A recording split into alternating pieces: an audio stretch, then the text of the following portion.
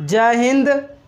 आज आपके लिए इस वीडियो में हिंदी व्याकरण पार्ट 8 भाषा संबंधित से रिलेटेड वीडियो आज बनाने जा रहे हैं।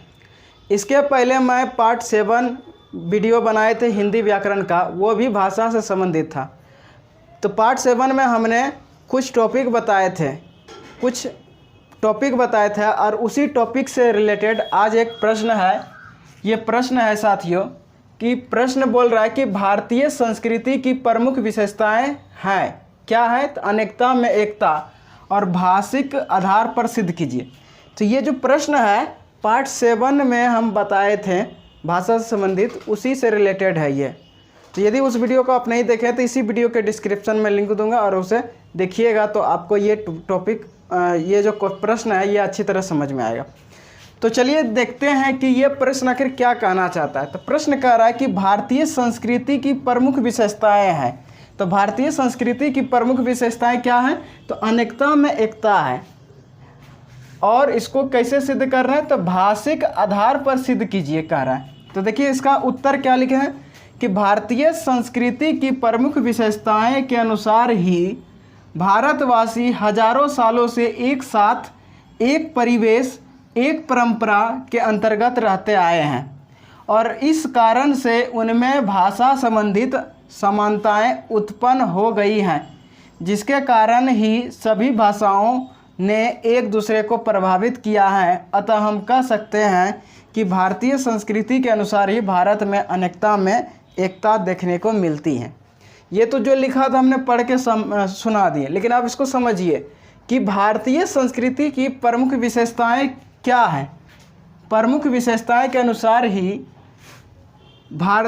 भारतवासी हजारों सालों से, यानी कहने का मतलब है कि भारत में रहने वाले जो भारतवासी है हजारों सालों से एक साथ, हजारों सालों से वो क्या है, एक साथ एक परिवेश, एक साथ एक परिवेश एक परंपरा, एक साथ एक परिवेश एक परंपरा के अंतर्गत रहते आए हैं। कौन? भारतवासी यानी हम लोग। तो इस कारण से जितने भी उन भाषा संबंधित, इसी कारण से क्या होता है कि एक साथ जब रहते आए हैं तो ऐसे देखते हैं कि जैसे कि कुछ यदि कोई लोग बिहार का है, बिहार में हिंदी बोलते हैं, यदि वह चल जाता है अलग जैसे कि पंजाब में चल जाता है तो वहाँ पंजाबी भाषा बोलते हैं। तो वहाँ के लोगों के साथ रहते रहते क्या होता है, बिहार के जो व्यक्ति जो हिंदी भाषी थे वो भी पंजाबी भाषा सीखने समझने लगता है और हिंदी पंजाबी भाषा के लोग क्या होते हैं कि हिंदी भाषा समझने लगते हैं। तो ऐसा कैसे होगा, तो ये हजारों सालों से ही हो रहा है। कैसे? एक साथ एक परिवेश एक परंपरागत के अंतर्गत रहते आए हैं, तो इस कारण से उनमें भाषा संबंधी समानताएं उत्पन्न हो गई है। भाषा संबंधी समानताएं क्या होगी, उत्पन्न हो गई, जिसके कारण ही सभी भाषाओं ने एक दूसरे को क्या किया है साथियों, प्रभावित किया है। तो अतः हम कह सकते हैं कि भारतीय संस्कृति के अनुसार ही भारत में अनेकता में एकता देखने को मिलती है। अगला प्रश्न क्या लिखे हैं कि प्रश्न लिखा है कि भारतीय आर्य भाषा परिवार किसे कहते हैं। तो उत्तर क्या लिखा है कि भारत यूरोपीय भाषा परिवार की जो भाषाएं भारत में बोली जाती है उन्हें भारतीय आर्य भाषा परिवार कहते हैं। यानी कहने का यह तात्पर्य है कि भारत यूरोपीय भाषा परिवार की जो भाषाएं भारत में बोली जाती है उन्हीं भाषाओं को हम लोग बोलते हैं भारतीय आर्य भाषा परिवार कहते हैं। हिंदी भारतीय आर्य भाषा परिवार की एक शाखा होती है। हिंदी जो है वह भारतीय आर्य भाषा परिवार की ही क्या होती है, एक शाखा होती है। और आज के समय में आर्य भाषा शाखा का उपलब्ध प्राचीनतम रूप क्या है, वैदिक संस्कृतिक है।